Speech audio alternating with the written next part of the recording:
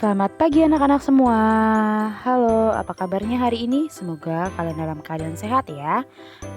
Hari ini kita mau belajar tematik, tetapi sebelumnya kita mau berdoa terlebih dahulu. Mari ambil sikap untuk berdoa. Berdoa dimulai.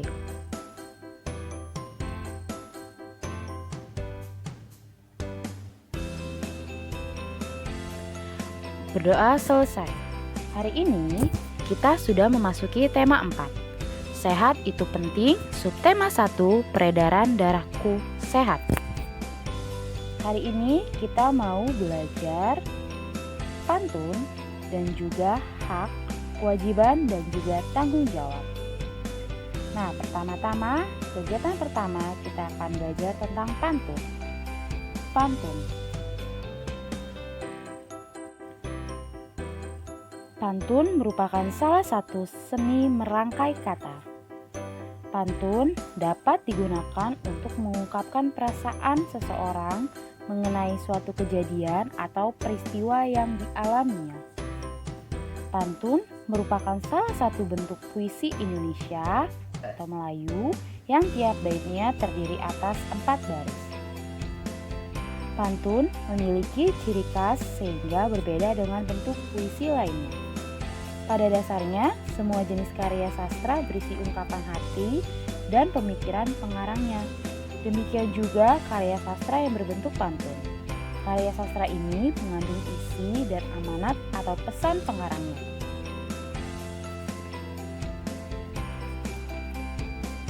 Ciri-ciri pantun. Yang pertama, setiap bait terdiri atas 4 baris.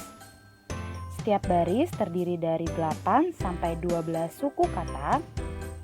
Bunyi akhir setiap baris bersajak A, B, A, B, dan A, A, A, A. Baris 1 dan 2 merupakan sampiran. Baris 3 dan 4 merupakan isi pantun. Ini adalah contoh susunan dan struktur dalam sebuah pantun.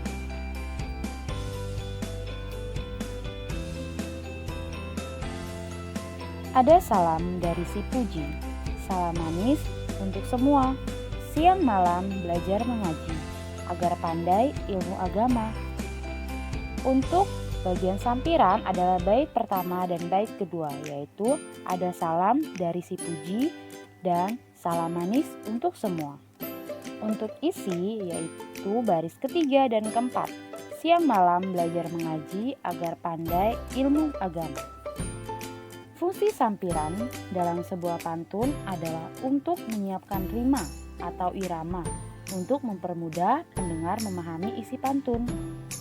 Sedangkan bagian isi biasanya mengandung nasihat, budi pekerti, sindiran, teka-teki, bahkan hiburan.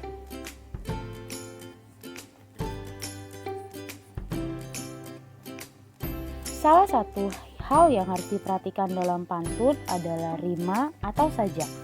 Rima adalah persamaan atau persesuaian bunyi. Contohnya dari diri, hati, mati.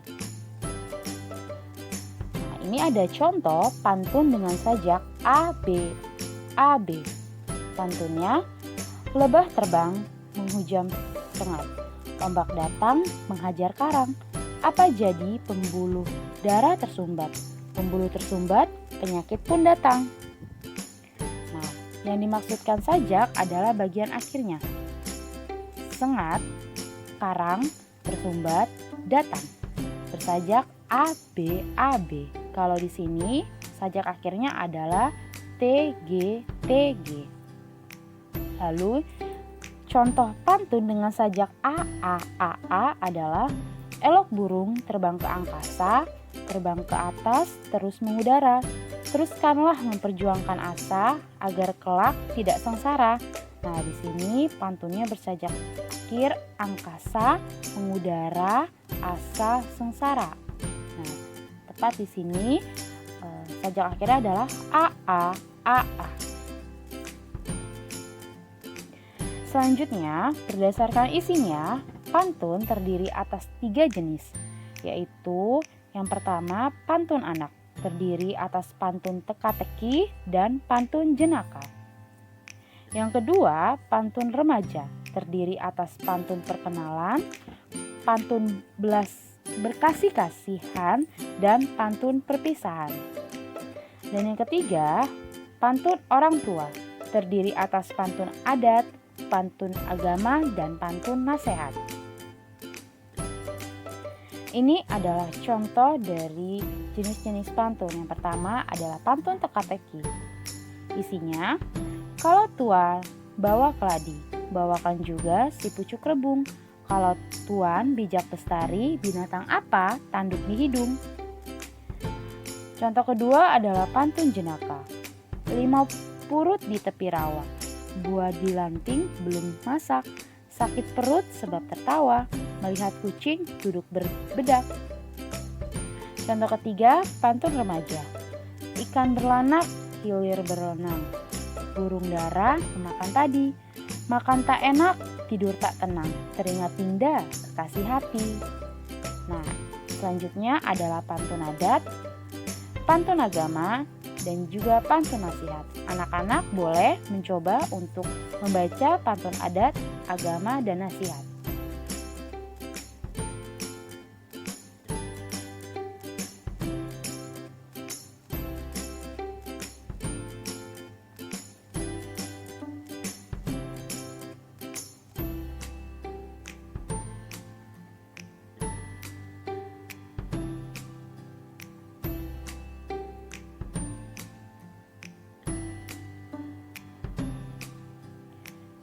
Bagaimana? Seru kan membaca pantun? Oke, untuk selanjutnya, sebagaimana jenis karya sastra yang lain, pantun juga mengandung pesan atau amanat. Pesan atau amanat adalah sesuatu yang ingin disampaikan oleh pembuat pantun. Nah, ada beberapa nih langkah yang dapat dilakukan untuk menemukan amanat dalam pantun. Yang pertama adalah bacalah pantun dengan seksama. Yang kedua, pusatkan perhatianmu pada isi pantun, baris ketiga dan juga baris keempat. Yang ketiga, pahami isi pantun tersebut. Dan yang terakhir, tentukan pesan sesuai isi pantun. Mari kita bersama-sama mencoba menentukan isi dan juga amanat dalam pantun. Nah, di sini Ibu punya contoh pantun. Kalau piknik di tepi pantai, pulanglah sebelum hari senja. Kalau adik ingin pandai, belajarlah sambil berdoa. Nah, isi dalam pantun ini terdapat pada baris ketiga dan keempat. Kalau adik ingin pandai, belajarlah sambil berdoa. Lalu, amanat yang terkandung dalam pantun ini kita lihat dari isinya. Kalau adik ingin pandai, belajarlah sambil berdoa. Amanatnya adalah jika ingin menjadi anak yang pandai, yang perlu dilakukan tidak hanya belajar, tetapi juga berdoa kepada Tuhan yang memberikan akal budi kepada kita. Itu contoh yang pertama. Contoh yang kedua, pantunnya adalah bunga kenanga di atas kubur, pucuk sari, pandan Jawa, apa guna sombong dan takabur, rusak hati, badan binasa. Isi dalam pantun tersebut ada pada baris ketiga dan keempat, yaitu apa guna sombong dan takabur, rusak hati, badan binasa. Amanat yang terkandung tersebut atau dalam pantun tersebut adalah kita tidak boleh berbuat sombong karena kesombongan akan merugikan diri kita sendiri. Nah, itulah contoh menentukan isi dan juga amanat dalam pantun. Anak-anak juga bisa nih menentukan isi dan amanat dalam pantun.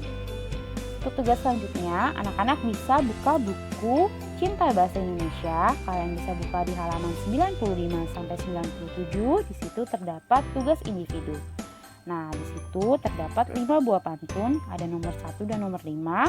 Kalian tentukan dan temukan isi dan juga amanat di dalam pantun-pantun tersebut ya. Kerjakan di buku tulis kalian masing-masing menggunakan huruf tegak bersambung. Oke, untuk kegiatan kedua, kita akan belajar hak, kewajiban, dan tanggung jawab. Pertemuan yang lalu kita sudah membahas detail tentang hak, kewajiban, dan tanggung jawab. Mari kita ulang lagi, apa sih pengertian dari hak? hak adalah segala sesuatu yang wajib atau harus diperoleh oleh setiap orang atau individu yang telah ada sejak dilahirkan bahkan sebelum dilahirkan. Sedangkan kewajiban adalah segala sesuatu yang harus dilakukan dengan penuh tanggung jawab. Dan yang terakhir, tanggung jawab adalah berkewajiban untuk menanggung, memikul segala sesuatu atau memberikan jawaban dan menanggung segala akibatnya. Nah, anak-anak, di samping kita belajar pengertian dan juga contoh-contoh hak, kewajiban, dan tanggung jawab, diharapkan anak-anak juga bisa melakukan hak, tanggung jawab, dan kewajiban di dalam kehidupan kalian sehari-hari ya. Untuk tugas selanjutnya, tugas kegiatan kedua, yaitu anak-anak bisa membuka buku pena 5B. Lalu kalian bisa buka di halaman 11. Di situ terdapat kegiatan ayo berlatih. Kalian bisa mengerjakan soalnya. Terdapat 2 soal. Soal yang pertama, apa yang kamu ketahui tentang hak, kewajiban, dan tanggung jawab? Jelaskan menggunakan bahasamu sendiri. Dan yang kedua, tuliskan contoh hak, kewajiban, dan tanggung jawabmu di rumah berkaitan dengan lingkungan bersih dan sehat. Nah, anak-anak kerjakan di buku tulis tematik ya, menggunakan huruf tegak bersambung. Nah, itu saja kegiatan pembelajaran kita hari ini. Tetap semangat mengerjakan tugasnya, tetap patuhi protokol kesehatan, cuci tangan, menjaga jarak, mengurangi mobilitas, menjauhi kerumunan, dan juga memakai masker jika ingin berpergian keluar rumah. Tetap semangat, jaga kesehatan, Tuhan memberkati. Terima kasih. Dadah.